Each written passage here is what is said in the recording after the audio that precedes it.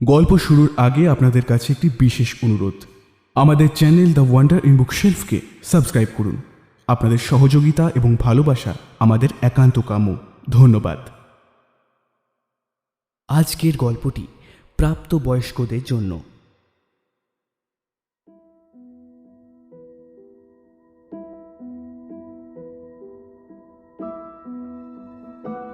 গল্পের দেশে আপনাদের নিয়ে যেতে আমরা আবার তৈরি। বিচিত্র এই দেশ রোমাঞ্চ ও রহস্যে ভরা। সাহিত্যের এক বিপুল সম্ভার নিয়ে আমাদের বিশেষ প্রয়াস দ্য ওয়ান্ডার ইন বুকশেলফ। থাকবে বাংলা ও বিশ্ব সাহিত্যের ঝুলি থেকে বাছাই করা কিছু গল্প। কদিন আগে আপনারা শুনেছিলেন বিভূতিভূষণ বন্দ্যোপাধ্যায়ের তারানাথ তান্ত্রিকের প্রথম গল্প, আর আজ শুনবেন তারানাথ তান্ত্রিকের দ্বিতীয় গল্প মধুসুন্দরী দেবীর আবির্ভাব। বাংলা সাহিত্যের ইতিহাসে বিভূতিভূষণ বন্দ্যোপাধ্যায় একটি বিশেষ নাম। লিখেছেন অজস্র গল্প ও উপন্যাস। পথের পাঁচালী এবং অপরাজিত তাঁর সবচেয়ে পরিচিত উপন্যাস।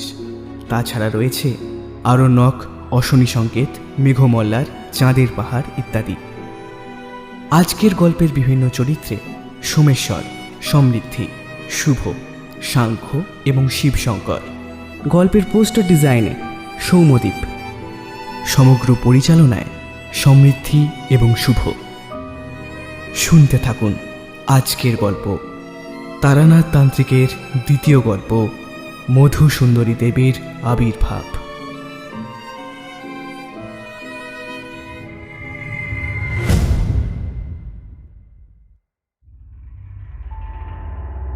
তারানাথ তান্ত্রিকের প্রথম গল্প আপনারা শুনেছেন কিছুদিন আগে।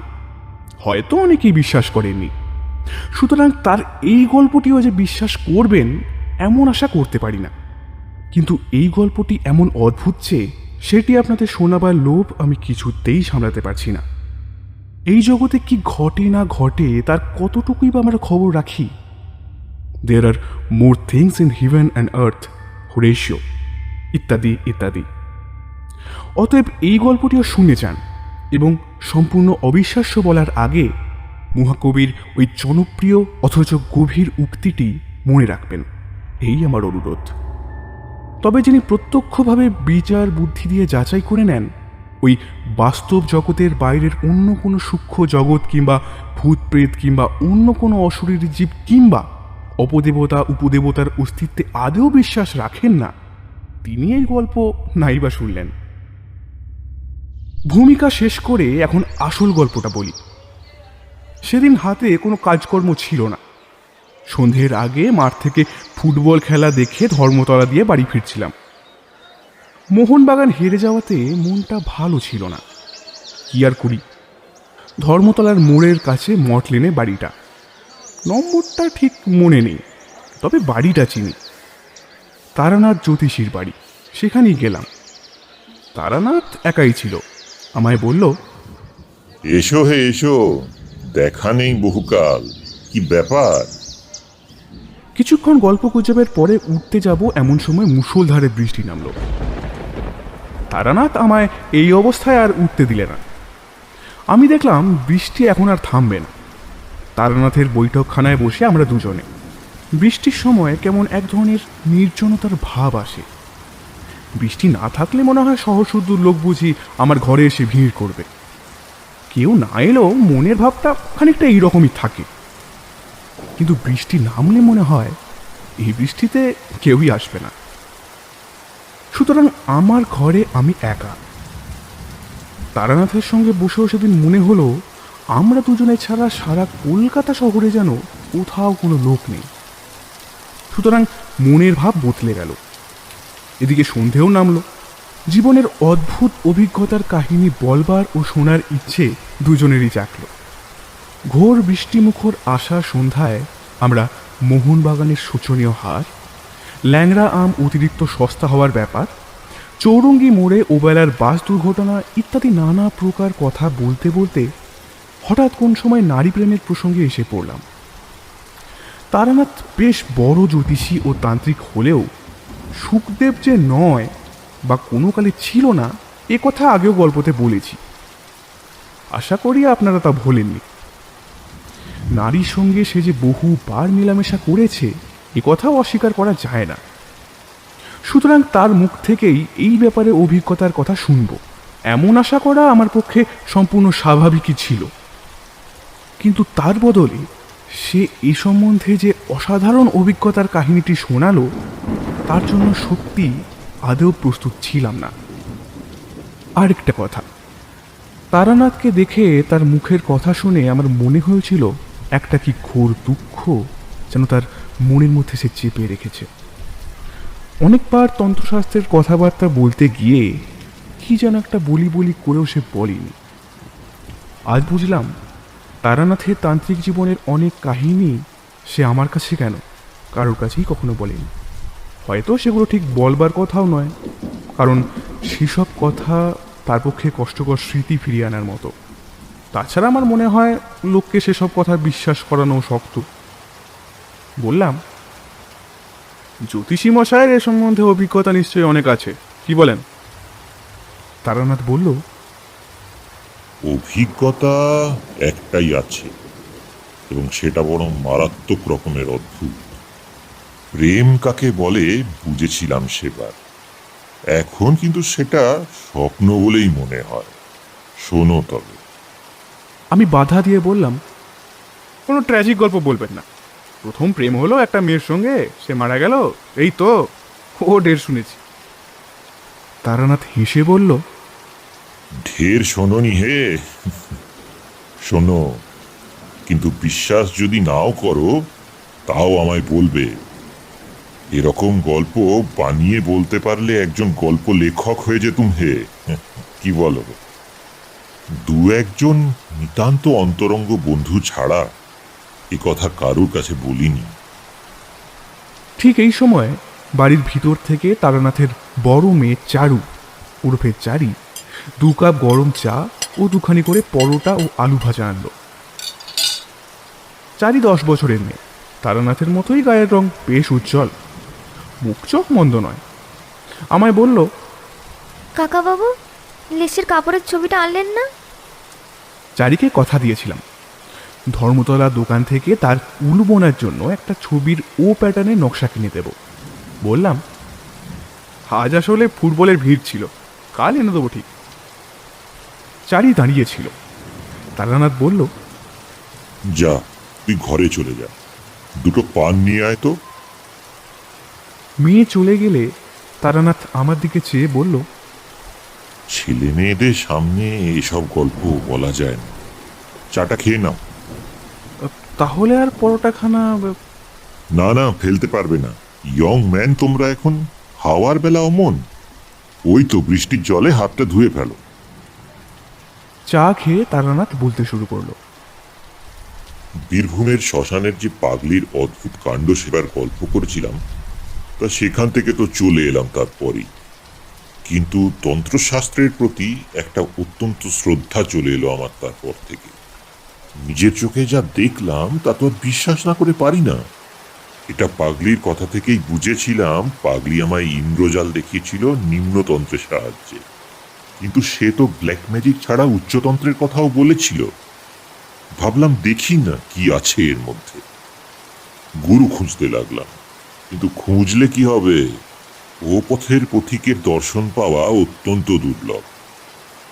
এই সময়ে বহু স্থান ঘুরে বেরিয়ে আমার দুটি মূল্যবান অভিজ্ঞতা হলো। প্রথম, ধুনি জ্বালানো সাধুদের মধ্যে 99% হচ্ছে ব্যবসাদা। ধর্ম জিনিসটা এদের কাছে একটা বেচা কেনার বস্তু। ক্রেতাকে ঠকাবার বিপুল কৌশল ও আয়োজন এদের আয়ত্তের মধ্যে থাকে। দ্বিতীয়ত, সাধারণ মানুষ অত্যন্ত বোকা। এদের ঠকানো খুব সহজ, বিশেষত ধর্মের ব্যাপার। যাক, ওসব কথা। আমি ধনী জ্বালানো ব্যবসাদা সাধু অনেক দেখলাম। ইন্স্যুরেন্সের দালাল দেখলাম, দৈবী ঔষধের বাঁদুলি বিক্রেতাকে দেখলাম, তবে সত্যিকারের সাধু একটাও দেখলাম না। এই অবস্থায় বরাকর নদীর ধারে শালবনের মধ্যে একটা গ্রামে গেলাম। গ্রামের সীমানায় এক মন্দিরে একদিন আশ্রয় নিয়েছি। তখন শীতকাল। আমি বনের ডালপালা কুড়িয়ে আগুন করবার জোগাড় করতে যাচ্ছি। এমন সময় একজন শ্যামবর্ণ ঋজু দীর্ঘাকৃতি প্রৌঢ় সাধু দেখি একটা পুঁটলি বগলে মন্দিরে ঢুকছে। আমি গিয়ে সাষ্টাঙ্গে প্রণাম করলাম। সাধুটি বেশ মিষ্টভাষী। বললেন, থাক থাক, তুই যে দেখছি বড় ভক্ত, কি চাস সেখানে? বাড়ি ছেড়ে দেখছি রাগ করে বেরিয়েছিস। আমি বিনীত প্রতিবাদের সুরে বলতে গেলাম, রাগ নয় বাবাজি, বৈরাগ্য। সাধুজি হেসে বললেন, ওহে ছোকরা, সাধু হব বললেই সাধু হওয়া যায় না। তোর মধ্যে ভোগের বাসনা এখনো পুরো মাত্রায় রয়েছে। সংসার ধর্ম করগে যা। এই একই কথা পাগলিও আমাকে বলেছিল। মন্দির থেকে একটু দূরে ছাতিম গাছের তলায় সাধুর পঞ্চমুণ্ডির আসন, 5টি নরমুণ্ড পেতে তৈরি। সাধু রাত্রে সেখানে নির্জনে সাধনা করেন, তাও দেখলাম। মনে ভারী শ্রদ্ধা হলো। সংকল্প করলাম, এই মহাপুরুষকে ছেড়ে কোথাও যাচ্ছি না এইবার। কিছুদিন লেগে রইলাম তার পিছনে। হোমের কাঠ ভেঙে এনে দিই। 3 মাইল দূরের কুসুমবনি গ্রাম থেকে তার চাল ডাল কিনে আনি। গ্রামের সকল লোকের মুখে শুনলাম সাধুটি নাকি একজন বড় তান্ত্রিক, অনেক অদ্ভুত ক্রিয়াকলাপ তার আছে। তবে পাগলির কাছে যেতে লোককে যেমন আমায় ভয় দেখিয়েছিল, এখানেও তেমনি ভয় দেখালে। বললে, তান্ত্রিক সাধু সন্ন্যাসীদের বিশ্বাস করো না বেশি, ওরা সব পারে। একটু সাবধান হয়ে চলো, নইলে বিপদে পড়ে যাবে। শীঘ্রই ওদের কথার সত্যতা একদিন বুঝলাম। গভীর রাত্রিরে আমার ঘুম ভেঙে গিয়েছে। সেদিন শুক্লপক্ষের রাত্রি, বেশ ফুটফুটে জ্যোৎস্না। মন্দির থেকে ছাতিম গাছের দিকে চেয়ে দেখি সাধু বাবাজি কার সঙ্গে পঞ্চমুণ্ডির আসনে বসে কথা বলছেন। কৌতূহল হলো, এত রাত্রে কে এলো এই নদী তীরে জঙ্গলের মধ্যে? কৌতূহল সামলাতে না পেরে এগিয়ে গেলাম। অল্প দূরে গিয়েই যা দেখলাম, তাতে আর এগিয়ে যেতে সংকোচ বোধ হলো এবং সঙ্গে সঙ্গে রীতিমতো আশ্চর্য হয়ে গেলাম। সাধু বাবাজি এত রাত্রে একজন মেয়ে মানুষের সঙ্গে কথা বলছেন। গাছের আড়াল থেকে মেয়ে মানুষটিকে খানিকটা স্পষ্ট আর খানিকটা অস্পষ্টভাবে দেখে আমার মনে হলো মেয়েটি যুবতী এবং পরমা সুন্দরী। এত রাত্রে গুরুদেব কোনো মেয়ের সঙ্গে কথা বলছেন। সেই মেয়েটি এলোই বা কেমন করে একা এই নির্জন জায়গায়? যাই হোক, আর বেশি দূর অগ্রসর হলেই ওরা আমায় টের পাবে। মনে কেমন ভয়ও হলো। সেদিন চলে এলাম। তারপর দিন রাত্রে আমি ঘুমালুম না। গভীর রাত্রে উঠে পা টিপে টিপে বাইরে গিয়ে গাছের আড়াল থেকে দেখি কাল রাতের সে মানুষটি আজও এসেছে। ভোর হবার কিছু আগে পর্যন্ত আমি সেদিন গাছের আড়ালেই দাঁড়িয়ে রইলাম। ফর্সা হবার লক্ষণ হচ্ছে দেখে আর সাহস হলো না। মন্দিরে গিয়ে নিজের বিছানায় শুয়ে ঘুমিয়ে পড়লাম। পরদিন রাত্রেও আবার অবিকল তাই। একদিন আরেকটি জিনিস লক্ষ্য করলাম। যে মেয়ে মানুষটির সঙ্গে কথা হচ্ছে তার পরনের পোশাক বড় অদ্ভুত ধরনের। সে যে কোন দেশের পোশাক পরেছে সেটা না শাড়ি, না ঘাগরা, না জাপানি কিমোনো, না মেয়েদের গাউন। যদিও অজানা সে পোশাক, তবে তাকে সেই পোশাকে ভারী চমৎকার মানিয়েছেও বটে। সেদিন আরো একটা কথা আমার মনে হলো। মেয়ে মানুষটি যেই হোক, সে জানে আমি রোজ গাছের আড়ালে দাঁড়িয়ে দাঁড়িয়ে ওর দিকে চেয়ে থাকি কি করে আমার এমন কথা মনে হলো তা আমি বলতে পারবো না, কিন্তু এই কথা আবছাভাবে আমার মনের মধ্যে উদয় হওয়ার সঙ্গে সঙ্গে কেমন একটু ভয়ও হলো। সরে পড়ি বাবা, দরকার কি আমার এসবের মধ্যে থেকে। কিন্তু পরদিন রাত্রে এক সময় আর শুয়ে থাকতে পারলাম না নিশ্চিন্ত মনে, যেতেই হলো। সেদিন আরেকটা জিনিস লক্ষ্য করলাম, মেয়ে মানুষটি যখন থাকে তখন এক ধরনের মৃদু সুগন্ধ যেন বাতাসে পাওয়া যায়। এই কদিনও এই গন্ধটা আমি পেয়েছি, কিন্তু ভেবেছিলাম কোনো বন্য ফুলের গন্ধ হয়তো। কিন্তু আজ বেশ মনে হলো এই গন্ধের সঙ্গে ওই মেয়েটির উপস্থিতির একটা সম্বন্ধ রয়েছে। এইরকম চলল আরো দিন 10-12। তারপরে সাধুর ডাক এলো বরাকরনা কোডারমার এক গাড়োয়ালি জমিদার বাড়িতে, কি এক শান্তি সস্তায়ন করার জন্য। সাধুজি প্রথমে যেতে রাজি হননি, দুদিন তাদের লোক ফিরে গিয়েছিল। তো তৃতীয়বারে জমিদারের ছোট ভাই নিজে পালকি নিয়ে এসে সাধুকে অনেক খোসামত করে নিয়ে গেলেন। মনে ভাবলাম সাধুজি সেই মেয়েটিকে ছেড়ে এক রাত্রিও বাইরে কাটাতে রাজি নন, কিন্তু কাছে কোথাও বসতিও নেই। মেয়েটি আসেই বা কোথা থেকে? আর সাধারণ সাঁওতাল বা বিহারি মেয়ে নয়। আমি অনেকবার দেখেছি তাকে, এবং প্রত্যেকবারই আমার দৃঢ় বিশ্বাস হয়েছে এ কোনো বড় ঘরের মেয়ে। যেমন রূপসী তেমনি তার অত্যন্ত চমৎকার এবং দামি পোশাক পরিচ্ছদ। হঠাৎ আমার মনে একটা দুষ্টু বুদ্ধি জাগল। আমার মনে হয়েছিল মেয়েটিকে সাধুজির হয়তো খবর দেওয়ার সুযোগ হয়নি। দেখাই যাক না আজ রাত্রে আসে কি না। তখন ছিল অল্প বয়স, তোমরা যাকে বলো রোমান্স, তার যে তখন আমার যথেষ্টই ছিল, এতে তুমি আমাকে দোষ দিতে পারবে না হে। নির্দিষ্ট সময়ের কিছু আগে সেদিন রাত্রে আমি নিজেই গিয়ে পঞ্চমুণ্ডির আসনে বসে রইলাম। মনে ভয়ানক কৌতূহল, দেখি আজ মেয়েটি আসে কি না। কেউ কোনো দিকে নেই, নির্জন রাত্রি। মনে একটু ভয়ও হলো। এ ধরনের কাজ কখনো করিনি, কোনো হাঙ্গামায় আবার না পড়ে যায়। তখন আমি অপরিণত বুদ্ধি নির্বোধ যুবক মাত্র। তখন ঘুণাক্ষরেও যদি জানতাম অজ্ঞাতসারে কি ব্যাপারের সম্মুখীন হতে চলেছি, তবে কি আর ছাতিমতলায় একা পঞ্চমুণ্ডির আসনে বসতে যাই? ও ছিল আমার অদৃষ্টের লিপি। সে রাত্রির জের আমার জীবনে আজও মেটেনি। আমার মনের শান্তি চিরদিনের জন্য হারানোর সূত্রপাত ঘটেছিল সেই কাল রাত্রে। তা কি আর তখন বুঝেছিলাম? যাক ও কথা। রাত ক্রমে গভীর হলো। পূব দিকের গাছপালার আড়াল থেকে চাঁদ উঠতে লাগলো একটু একটু করে।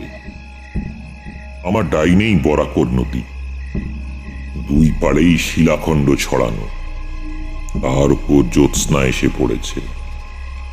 সেই নদীর পাড়েই ছাতিমতলা ও পঞ্চমুণ্ডির আসন।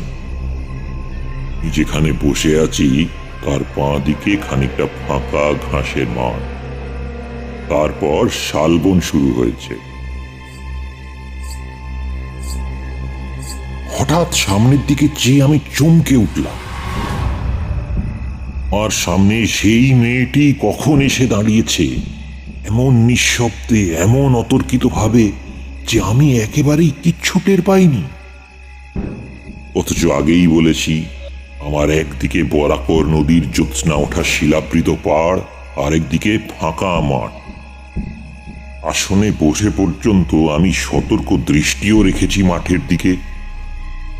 নদীর দিক থেকে আমার কাছে কারো আসা সম্ভব নয়, আর মাঠের দিক থেকে কেউ এলে আমার দৃষ্টি এড়ানোরও কথা নয়। মেয়েটি যেখানে দাঁড়িয়ে সেখানে আধ সেকেন্ড আগেও কেউ ছিল না, আমি জানি। আধ সেকেন্ড পরেই সেখানে জলজ্যান্ত একটি রূপসী মেয়ের আবির্ভাব আমার কাছে সম্পূর্ণ ইন্দ্রজালের মতো ঠেকল। আমি চমকে উঠলাম। সঙ্গে সঙ্গে সেই মৃদু মধুর সুগন্ধ আমার সারা দেহ মন অবশ আচ্ছন্ন হয়ে উঠল। তারপরে যে কি ঘটল আমি আর কিছুই জানি না। যখন আমার আবার জ্ঞান ফিরে এলো তখন ভোর হয়েছে। উঠে দেখি সারা রাত সেই পঞ্চমুণ্ডির আসনেই আমি অজ্ঞান হয়ে পড়েছিলাম। নৈশ শীতল বায়ুতে বাইরে সারা রাত পড়ে থাকার দরুন গায়ে ব্যথা হয়েছে, গলা ভার। উঠে ধীরে ধীরে মন্দিরে চলে এলাম। এসে আবার শুয়ে পড়লাম। আমার মনে হলো আমার জ্বর হবে, শরীর এত খারাপ। পরদিন সারাদিন কিছু না খেয়ে শুয়ে থাকি আর কেবলই রাত্রের কথাটা ভাবি। মেয়েটি কে? কি করে অমন নিঃশব্দে অতর্কিতে ওখানে এলো? এ তো একেবারে অসম্ভব। মেয়েটি যে অসমান্না রূপসী তা আমি অজ্ঞান হয়ে পড়বার পূর্বে কয়েক সেকেন্ডের মধ্যেই দেখে নিয়েছিলাম। কিন্তু আমি অজ্ঞান হয়ে পড়লামই বা কেন? এর তো কোনো যুক্তিসঙ্গত কারণ খুঁজে পেলাম না। অথচ সেই কথা নিয়ে মনের মধ্যে সারাদিন তোলপাড় করাও সারাদিন আমার ঘুচল না। বিকেলের দিকে সাধু বাবাজি গাড়োয়ালি জমিদার বাড়ি থেকে ফিরলেন। আমার জন্য লাড্ডু, কচুরি এবং একটা মোটা সুতির চাদর এনেছেন। তার নিজের জন্য জমিদার বাড়ি থেকে ভালো একখানা পশমি আলোয়ান দিয়েছে। আমায় বললেন, কিরে শুয়ে কেন? ওট ওট, এই জিনিসগুলো এনেছি, রেখে দে। অতি কষ্টে উঠে সাধুর হাত থেকে পুটুলিটা নিলাম। তিনি আমার দিকে চেয়ে বললেন, কি হয়েছে, অসুখ বিসুখ নাকি? কিছু জবাব দিলাম না। সাধু স্নান করতে গেলেন এবং এসে জমিদার বাড়ির কিরকম কাণ্ড তারই সবিস্তারে বর্ণনা করতে লাগলেন। আমায় বললেন, তোর কি হয়েছে বলতো? অমন মন মরা ভাব কেন? বাড়ির জন্য মন কেমন করছে বুঝি? বলেছি তো বাবা, তোরা ছেলে ছোকরা, এ পথে কি নামলেই নামা যায় রে বাপ? এ বড় কঠিন পথ। সেই রাত্রে আমার খুব জ্বর এলো। কতদিন ঠিক জানি না, অজ্ঞান অচৈতন্য হয়ে রইলাম। জ্ঞান হলেই দেখতাম সাধু শিয়রে বসে আছেন। বোধহয় তারই সেবা যত্নে এবং দয়ায় সেবারে ক্রমে সেরে উঠলাম। সেরে উঠে একদিন গাছতলায় বসেছি দুপুরের পরে। তা সাধু বললেন, ছেলে ছোকরা কি না, কি কাণ্ডটা বাঁধিয়ে বসেছিলি বাপু? এবার তো বাঁচতিস না, অতি কষ্টে বাঁচাতে হয়েছে। আচ্ছা বাপু, পঞ্চমুণ্ডির আসনে কি জন্যে গিয়েছিলি সেদিন রাত্রে? আমি তো অবাক, কি করে জানলেন ইনি? আমি তো কোনো কথাই বলিনি। হঠাৎ আমার সন্দেহ হলো সেই অদ্ভুত মেয়েটির সঙ্গে নিশ্চয়ই সাধুর ফিরে এসে দেখা হয়েছে। সেই বলেছে। আমাকে চুপ করে থাকতে দেখে সাধু বললেন, ভাবছিস আমি কি করে জানলাম না? আরে বাপু, কতটুকুই বা তোরা বুঝিস আর কতটুকুই বা তোরা জানিস? তোদের দেখে দয়া হয়। আমি ভয়ে ভয়ে বললাম, আপনি আপনি জানলেন কি করে? আরে পাগল, তুই তো জ্বরের ঘোরে বলেছিলি ওই সব কথা, নইলে জানবো কি করে? যাক, প্রাণে বেঁচে গেছিস, এই ঢের। আর কখনো অমন পাগলামি করতে যাবি না। চুপ করে রইলাম। তাহলে আমি জ্বরের ঘোরে সব ফাঁস করে দিয়েছি? দিন মনে মনে সংকল্প করলাম, দু একদিনের মধ্যেই এখান থেকে চলে যাব, শরীরটা একটু সুস্থ হয়ে উঠলেই। কিন্তু আমার ভাগ্যলিপি অন্যরকম। সাধু বাবাজিকে তার পরদিনই পাহাড়ি বিছেতে কামড়ালো। তিনি তো যন্ত্রণায় প্রায় অজ্ঞানী হয়ে গেলেন। আমি 5 মাইল দূরে মিহিজাম থেকে তার জন্য ডাক্তার ডেকে আনি। তার সেবা করি দিন রাত, 3 রাত জেগে 3 দিন পর তাকে সারিয়ে তুলি। দিন 10 পরে আমি একদিন বললাম, সাধুজি, আমি চলে যেতে চাই। সাধু বিস্মিত হয়ে বললেন, চলে যাবি? কোথায়? এখানে থেকেই বা কি হবে? আমার তো কিছু হচ্ছে না। মিছে বসে থাকা আর মন্দিরের প্রসাদে ভাগ বসানো, 2টি ভাতের লোভে তো আমি এখানে বসে নেই। সাধুজি চুপ করে গেলেন। তখন আর কোনো কথা বললেন না। সন্ধ্যার কিছু আগে আমায় ডেকে তিনি কাছে বসালেন। বললেন, ভেবেছিলাম এ পথে নামাবো না তোকে, কিন্তু তুই দুঃখিত হয়ে চলে যাচ্ছিস, সেটা বড় কষ্টের বিষয় হবে আমার পক্ষে। তুই আমার যথেষ্ট উপকার করেছিস, নিজের ছেলের মতো সেবা করেছিস, তোকে কিছু দিতে চাই। তবে একটা কথা বলে রাখি তার আগে, তোর সাহস আছে তো?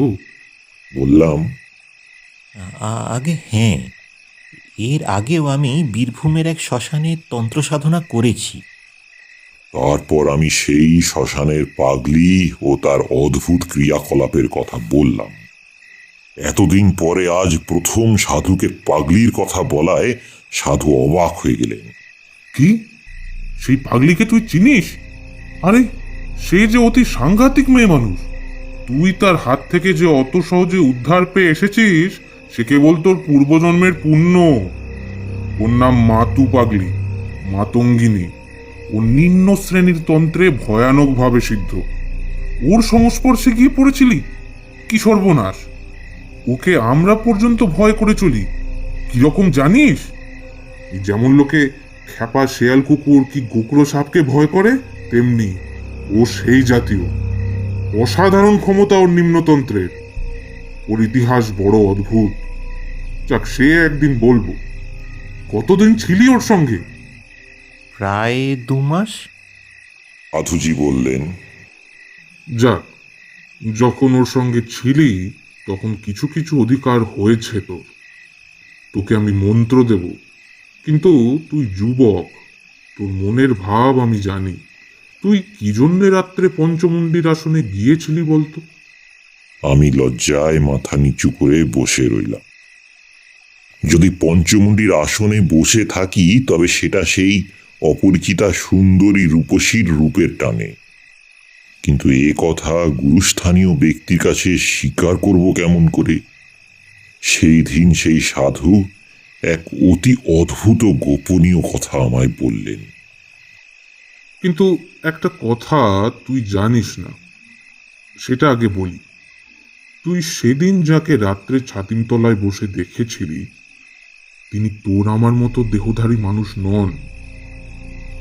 শুনে তো মশাই আমার গা শিউরে উঠল। দেহধারী জীব নয়? বলে কি রে বাবা?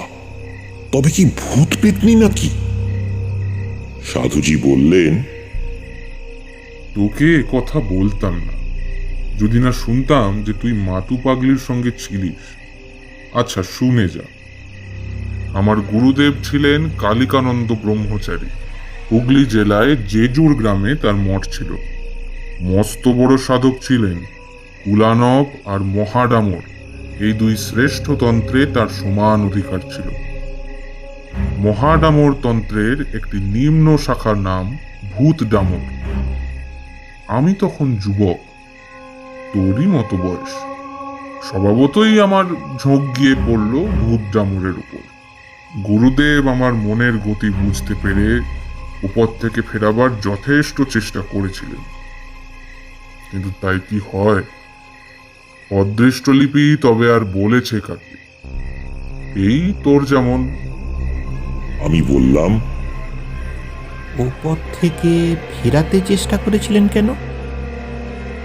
ও পথ প্রলোভনের পথ, বিপদের পথ।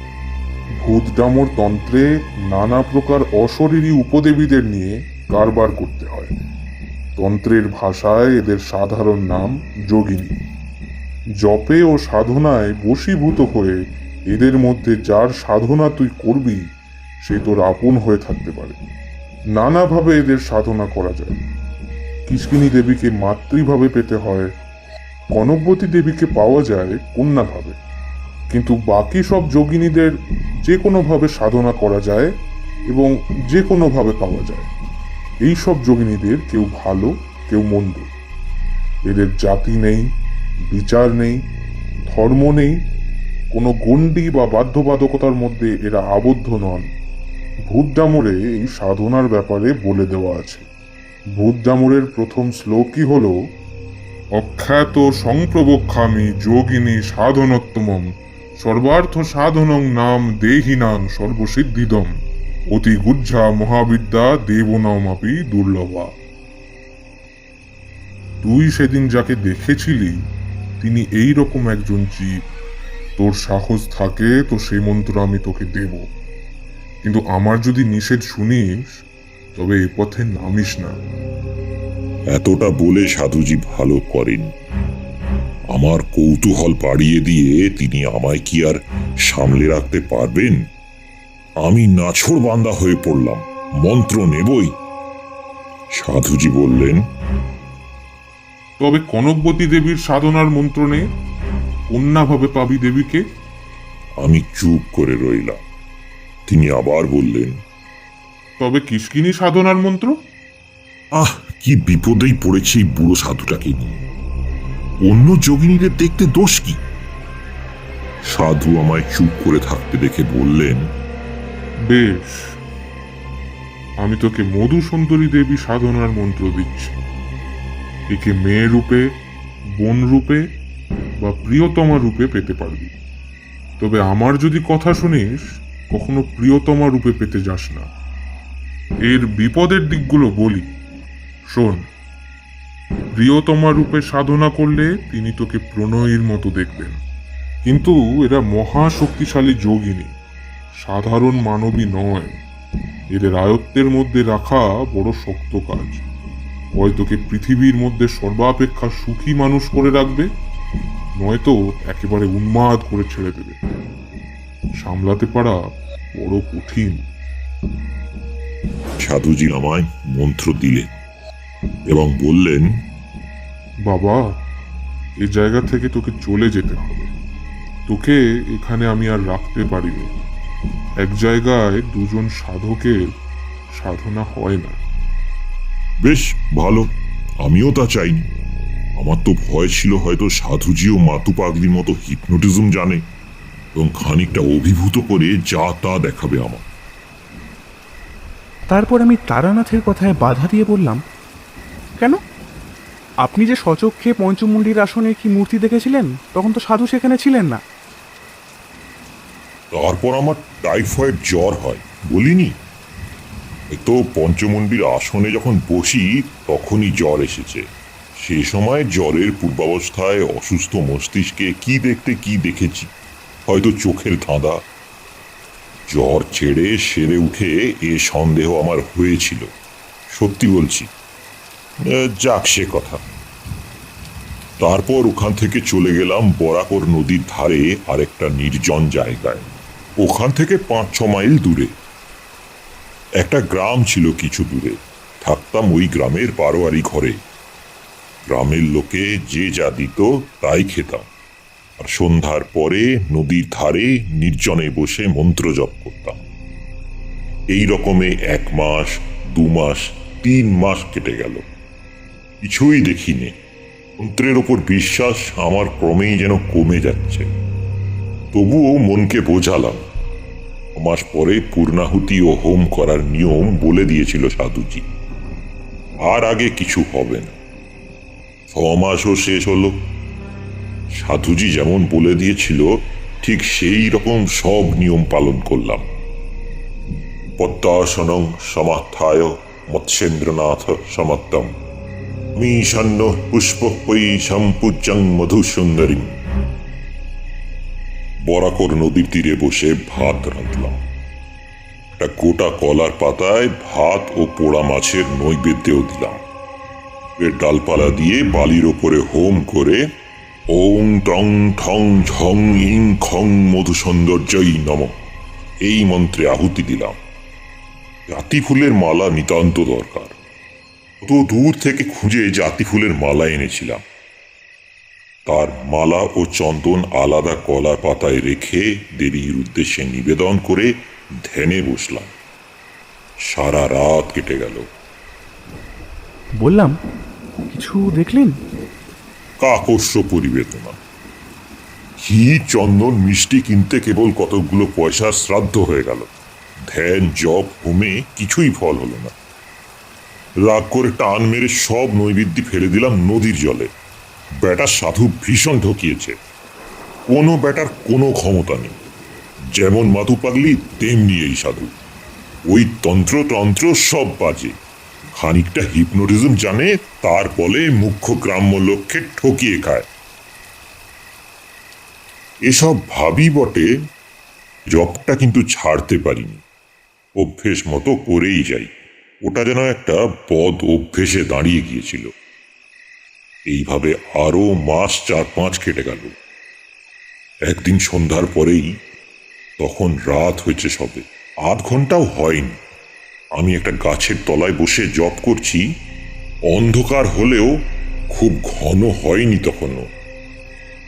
হঠাৎ তীব্র কস্তুরীর গন্ধ অনুভব করলাম বাতাসে। এক বর্ণও মিথ্যে বলিনি। যা যা হলো একটার পর একটা বলছি, মন দিয়ে শোনো। কস্তুরীর গন্ধটা যখন সেকেন্ড 4-5 পেয়েছি, তখন আমার সেই দিকে মন গেল। ভাবলাম, এ দেখছি অবিকল কস্তুরীর গন্ধ। তারপরেই আমার মনে হলো, আমার পেছনে, অর্থাৎ যে গাছটার তলায় বসেছিলাম, তার গুঁড়ির আড়ালে কে একজন এসে দাঁড়িয়েছে।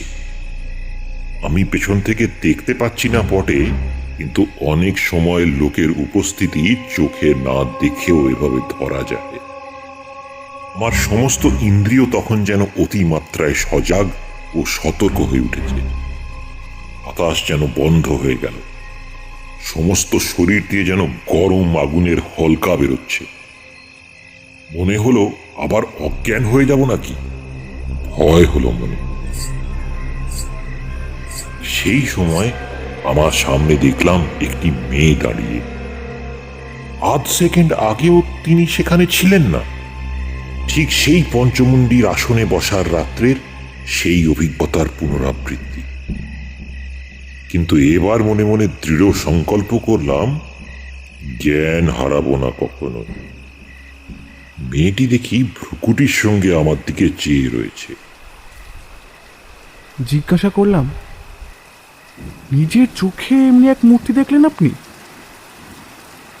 আমার কথার মধ্যে হয়তো একটু অবিশ্বাসের গন্ধ পেয়ে তারানাথ তীব্র প্রতিবাদের সুরে বলল, নিজের চোখে, সুস্থ শরীরে। বিশ্বাস করো আর না করো সে আলাদা কথা, কিন্তু যা দেখেছি তাকে মিথ্যে বলতে পারবো না। কিরকম দেখলেন? কেমন চেহারা? ভারী রূপসী যদি বলি তাও কিছুই বলা হয় না। মধুসুন্দরী দেবীর ধ্যানে আছে ত্যাদ্ভান প্রতিকাশা বিদ্যুৎ পঞ্জনীভা সতী নীলাম্বর পরিধানা মদবিহলোচনা নানালার সৌবঢ্যাস কস্তুরী গন্ধ মোদিতা কোমলাঙ্গিং শোরমুখী পিনন্নত পয়োধরা। অবিকল সেই মূর্তি। তখন বুঝলাম দেবদেবীর ধ্যান মন গড়া কথা নয়। সাধনায় প্রত্যক্ষ না করলে এমন বর্ণনা দেওয়া যায় না। আপনি কোনো কথা বললেন? কথা? আমার চেতনা তখন লোপ পাওয়ার মতো হয়েছে। তো কথা বলবো কি করে? পাগল তুমি? সে তেজ সহ্য করা আমার কর্ম। সাধারণ মানবীর মতন তার কোনো জায়গাই নয়। ওই যে বলেছে মদবিহলোচনা, ওরে বাবা, সে চোখের কি ভাব! ত্রিভুবন জয় হয় সে চোখের চাউনি। আমি অধীর হয়ে বললাম, আরে বর্ণনা রাখুন, কি কথা হলো বলুন। কথাবার্তা যা হয়েছিল সব বলার দরকার নেই। মোটের ওপর সেই থেকে মধুসুন্দরী দেবী প্রতি রাতে আমায় দেখা দিতেন। নদী তীরের সেই নির্জন জায়গায় তাকে চেয়েছিলাম প্রেয়সী রূপে। বলাই বাহুল্য, সাধুর কথা কে শোনে? তখন শীতকাল, বরাকর নদীর জল কম হয়েছে অনেক। জলের ধারে জলজ লিলি গাছ শুকিয়ে হলদে হয়ে এসেছে। আগে যেখানে জল ছিল সেখানে বালির ওপর অভ্রকণা জ্যোৎস্না রাতে চকচক করে। বরাকর নদীর দুধারের শালবন পাতা ঝরিয়ে দিচ্ছে। আকাশ রোজ নীল, রাত্রে শুক্লপক্ষের জ্যোৎস্নার বড় মনোরম শোভা। সেই সময় থেকে 3টি মাস দেবী প্রতি রাত্রে দেখা দিতে। সত্যিকার বাঁচা বেঁচেছিলাম ওই 3 মাস। এসব কথাও বলা এখন আমার পক্ষে বেদনাদায়ক। কত বেদনাদায়ক তা তুমি জানো না। আমার জীবনের যা সর্বশ্রেষ্ঠ আনন্দ তা পেয়েছিলাম ওই 3 মাসে। দেবী বটে, মানুষের সাধ্য নেই অমন ভালোবাসা, অমন নিবিড় বন্ধুত্ব দান করা। সে এক স্বর্গীয় দান, সে তুমি বুঝবে না। তোমায় কি বোঝাবো? তুমি আমায় অবিশ্বাস করবে, মিথ্যেবাদী না হয় পাগল ভাববে। হয়তো ভাবছো এতক্ষণ, তুমি কেন, আমার স্ত্রী আমার কথা বিশ্বাস করে না। আমায় তান্ত্রিক সাধু পাগল করে দিয়েছিল ওই মন্ত্র দান করে। কিন্তু সে সুখের প্রকৃতি ভীষণ তেজি সুরার মতো। আমাকে তার নেশা দিনে দিনে কেমন যেন অপ্রকৃতিস্থ করে দিতে লাগলো। কিছুই ভালো লাগে না। কেবল মনে হয় কখন সন্ধ্যা নামবে বরাকর নদীর শালবন, কখন মধুসুন্দরী দেবী নায়িকার বেশে আসবে। সারা রাত কোথা দিয়ে কেটে যাবে স্বপ্নের মতো, নেশার ঘোরের মতো। আকাশ নক্ষত্র দিকবিদিকের জ্ঞান লুপ্ত হয়ে যাবে কয়েক প্রহরের জন্য। কয়েক প্রহরের জন্য সময় স্থির হয়ে যাবে স্তম্ভের মতো। অচল হয়ে থেমে থাকবে বরাকর নদীর বনপ্রাঙ্গণ। একদিন ঘটল বিপদ। একটি সাঁওতালি মেয়ে রোজ নদীর ঘাটে জল নিতে আসে। সুঠাম তার দেহের গঠন, নিকটের বস্তিতে তার বাড়ি। অনেক দিন থেকেই তাকে দেখছি, সেও আমাকে দেখছে।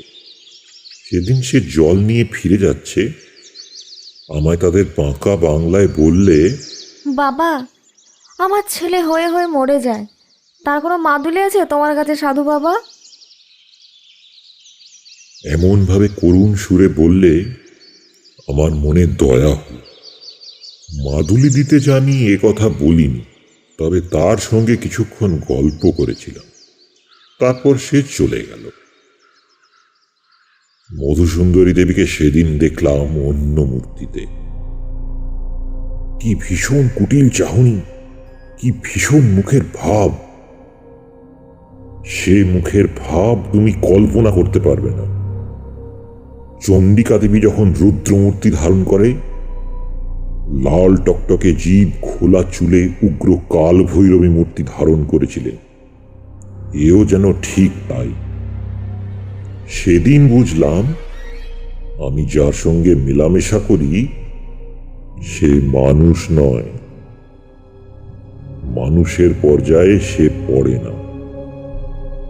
মানবী রাগ যতই করুক, রণকালী মূর্তি ধারণ করে না, পিশাচী হয়ে ওঠে না, মানবীই থেকে যায়। ভীষণ পুতিগন্ধে সেদিন শালবন ভরে গেল। প্রতিদিনের মতো কস্তুরীর সুবাস কোথায় মিলিয়ে গেল। তারপর এলেন মধুসুন্দরী দেবী। দেখেই মনে হলো এরা দেবীও বটে, আবার পিশাচিও বটে। এদের ধর্মভেদ নেই, সব পারে এরা। যে হাতে নায়িকার মতন ফুলের মালা গাঁথে, সেই হাতেই বিনা দ্বিধায়, বিনা অনুশোচনায় নিমেষে ধ্বংস করতে অভ্যস্ত। আমার ভীষণ ভয় হলো। পিশাচী মধুসুন্দরী তা বুঝে বললে, ভয় কিসের? বললাম, ভয় কই? তুমি তুমি রাগ করেছো কেন? খলখল অট্টহাস্যে নির্জন অন্ধকার ভরে গেল। আমি শিউরে উঠলাম। পিশাচি বললে, মৃতদেহ চিনতে পারবে? অন্ধকার রাত্রে সাঁওতালদের কোনো বইয়ের মৃতদেহ যদি তোমার সামনে দিয়ে জলে ভেসে যায়, চিনতে পারবে?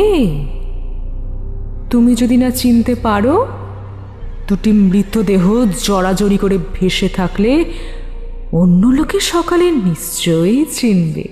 কি বলো?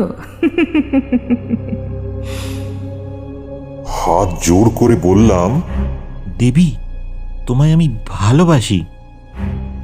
ও মূর্তি, আমায় দেখিও না।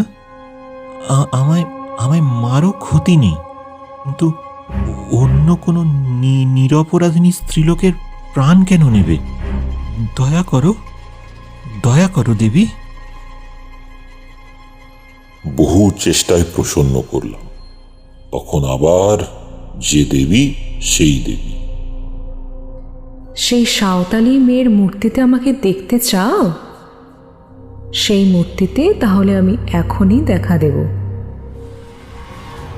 বলতে বলতে সেই সাঁওতালদের মেয়েটি আমার সামনে দাঁড়িয়ে।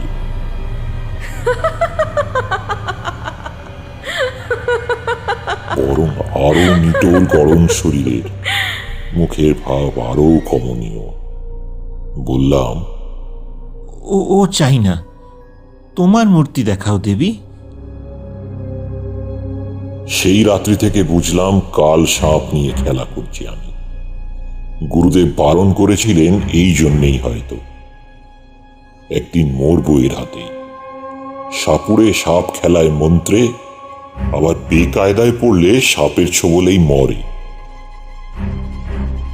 এভাবে বেশি দিন কিন্তু ছিল না। কিছুদিন পরে পিশাচি মূর্তি ভুলে গেলাম, দেবীর অনুপম প্রেমে ও মধুর ব্যবহারে। তাতেও বুঝলাম এ সাধারণ মানবই নয়, অমানুষিক ধরনের এদের মন। মানুষের বিবর্তনের জীব এরা নন, হয় তার উপরে নয় তার নিচে। একদিন দেবী আমায় বললেন, আর কিছুদিন যাক, তোমায় বহু দূরে নিয়ে যাব। কোথায়? সে বলবো না এখন। কত দূরে? কোন দিকে? এত দূরে, এমন দিকে তা তুমি ধারণা করতে পারবে না। তবে তোমার ভাগ্যে কি আছে তা? সব ভুলে গেলাম আবার। পিশাচিনী মধুসুন্দরী তখন কোথায় মিলিয়ে গেছে। আমার সামনে হাস্যলাস্যময়ী, যৌবন চঞ্চলা, মধ্য স্বভাবা, অপরূপ রূপসী এক তরুণী নারী। দেবী বটে। আমি আবার কিসের নেশায় অভিভূত হয়ে পড়লাম, মাথার ঠিক রইল না। একদিন বললেন, বিপদ আসছে তোমার, তৈরি হও। কি বিপদ? তা বলবো না। প্রাণ সংশয়ের বিপদ?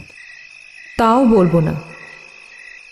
তুমি অভয় দিলে আর বিপদ কিসের? আমি ঠেকাতে পারবো না, কেউ ঠেকাতে পারবে না। যা আসছে তা আসবে। কথাটা ফলে গেল খুব শিগগির, খুব বেশি দেরি হয়নি। 3 মাস পরে আমার বাড়ি থেকে লোকজন আমার সন্ধানে সেখানে গিয়ে হাজির। গ্রামের লোক তাদের বলেছে, কে একজন পাগল, বোধহয় বাঙালি হবে, অল্প বয়সে বরাকর নদীর ধারে শালবনে সন্ধেবেলা বসে থাকে আর আপন মনে বিড়বিড় করে বকে।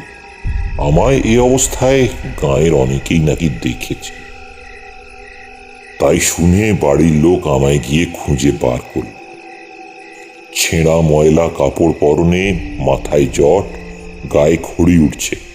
এই অবস্থায় নাকি আমায় ধরে, বাড়ি ধরে আনবার জন্য টানাটানি। আমি কিছুতেই আসবো না, ওরাও ছাড়বে না। আমার তখন সত্যিই জ্ঞান নেই, সত্যিই আমি ক্ষিপ্ত, উন্মাদ। ওরা হয়তো আমায় আনতে পারত না, কিন্তু যে দেবীকে পেয়েছিলাম প্রণয়িনী রূপে, তিনি নিরুৎসাহ করলেন। কিরকম? ওরা ধরে নিয়ে গিয়ে নিকটবর্তী গ্রামের একটি গোয়াল ঘরে আমায় বেঁধে রেখেছিল। গভীর রাত্রে বাঁধন ছিঁড়ে ওদের হাত থেকে লুকিয়ে পালিয়ে সেই একটি রাত মধুসুন্দরী দেবীর সঙ্গে শেষ দেখা করেছিলাম। দেবীকে বললাম, আমি এই নদী তীরের তীর্থস্থান ছেড়ে কোথাও যাব না। তিনি নিষ্ঠুর হাসি হেসে বললেন, যেতে হবে, এই আমার অদৃষ্ট লিপি। অদৃষ্টের বিরুদ্ধে অত বড় শক্তিশালিনী যোগিনী হয়েও তিনি যেতে পারেন না। তিনি জানেন এই রাতের পর জীবনে তার সঙ্গে আর কখনো দেখা হবে না। আগে থেকেই বলে তৈরি করে রাখতে চেয়েছিলেন এই জন্যে। দেবী ত্রিকালজ্ঞা। তাকে জিজ্ঞাসা করিনি কি করে তিনি কথা জানলেন। হলো তাই। বাড়ি আসার পরে সবাই বললে কে কি খাইয়ে পাগল করে দিয়েছে। দিন কতক উন্মাদের চিকিৎসাও চলল। বছরখানেক পরে আমার বিয়ে দেয়া হলো। সেই থেকেই আমি সংসারী। আমি জিজ্ঞাসা করলাম, আর কখনো মন্ত্রজপ করে তাকে আহ্বান করেননি কেন? বাপ রে, এ কি ছেলে খেলা? মারা যাব শেষে। অন্য নারী জীবনে এলে তিনি দেখা দেবেন, সে চেষ্টাও কখনো করিনি। সে কতকাল হয়ে গেল, সে কি আজকের কথা? আচ্ছা, এখন আর তাকে দেখতে ইচ্ছে হয় না? বন্ধু তারানাথ উৎসাহে উত্তেজনায় বালিশ বুকে দিয়ে সোজা হয়ে উঠে বসল। ইচ্ছে হয় না কে বলেছে? বললাম তো, ওই 3 মাসই বেঁচেছিলাম। দেবী এসেছিলেন মানুষ হয়ে। এদিকে বিদ্যুতের মতন শক্তিরূপিণী যোগিনী, তার তেজের কাছে ঘেঁষা যায় না। অথচ কি মানুষই হয়ে যেতেন যখন ধরা দিতে নামায়। প্রিয়ার মতন আসতেন কাছে, অমনি মিষ্টি, অমনি ঠোঁট ফুলিয়ে মাঝে মাঝে অভিমান। বরাকর নদীর ধারের শালবন, রাত্রির পর রাত্রি তার মধুর হাসিতে জ্যোৎস্নার মতন উজ্জ্বল হয়ে উঠত। এমনই কত রাত ধরে। এক এক সময় ভ্রম হতো তিনি সত্যি মানুষই হবেন। বিদায় নিয়ে যাওয়ার সেই রাত্রিতে বললেন, নদী তীরের এই 3 মাসের জীবন আমিও কি ভুলবো ভেবেছ? আমাদের পক্ষেও সুলভ এ নয়। ভেবো না আমরা খুব সুখী। আমাদের মতন সঙ্গীহারা, বন্ধুহারা জীব কোথায় আছে? প্রেমের কাঙাল আমরাও। কতদিন পরে একজন মানুষ আমাদের সত্যিকারের চাওয়া চায়। তার জন্য আমাদের মন সর্বদা তৃষিত হয়ে থাকে। কিন্তু তাই বলে নিজেকে সহজলভ্য করতে পারিনি।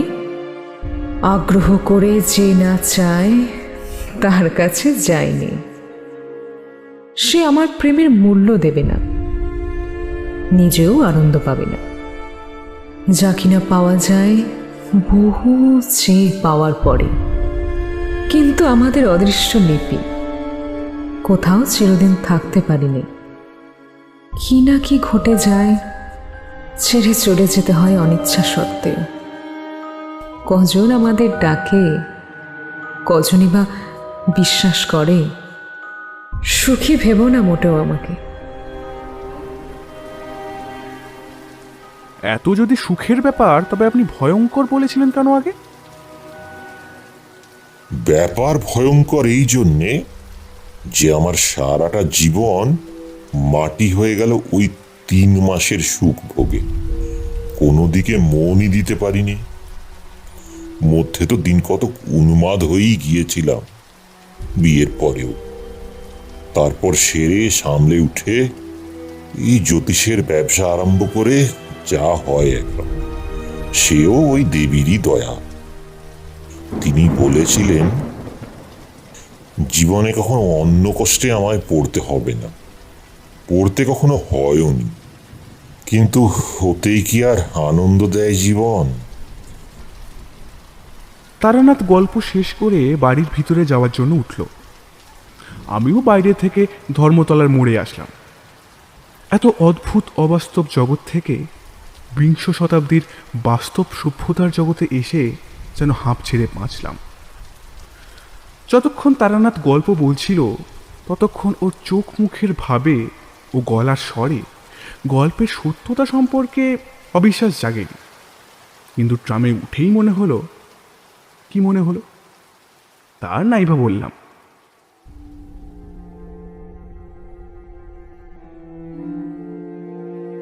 শুনলেন আজকের গল্প বিভূতিভূষণ বন্দ্যোপাধ্যায়ের তারানাথ তান্ত্রিকের দ্বিতীয় গল্প মধুসুন্দরী দেবীর আবির্ভাব।